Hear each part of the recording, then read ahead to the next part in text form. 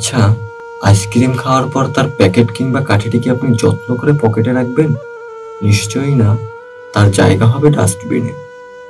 কিংবা খাওয়া দাওয়ার পরে যে টিস্যু দিয়ে আপনি হাত মুছলেন, সেই টিস্যুটি কি মানিব্যাগের কোণে গুজে রাখবেন, নাকি ময়লার ঝুড়িতে ফেলবেন?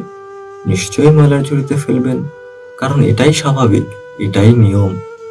তাহলে জীবনে চলার পথে কেউ যদি আপনাকে প্রয়োজন অনুযায়ী পাশে রেখে মাঝপথে ছেড়ে দেয়, তাহলে কেন তাকে অপরাধীর কাঠগড়ায় দাঁড় করাচ্ছেন? আপনাকে তার যতটুকু প্রয়োজন ছিল ততটুকু সময় ঠিক পাশে রেখেছে। এখন তার প্রয়োজন ফুরিয়েছে, তার প্রয়োজন এখন অন্য কেউ, তাই আপনাকে দূরে ঠেলে দিয়েছে, কিংবা ফেলে দিয়েছে ডাস্টবিনে অথবা ময়লার ঝুড়িতে। এতে তার অপরাধ কোথায়? এটাই তো স্বাভাবিক, এটাই তো নিয়ম। ওই যে আইসক্রিমের প্যাকেট, কাঠি এবং টিস্যুর মতো। আপনাকে এটা মানতে হবে, মানুষ প্রয়োজনে প্রিয়জন হয়, প্রয়োজন ফুরালে অপ্রিয়।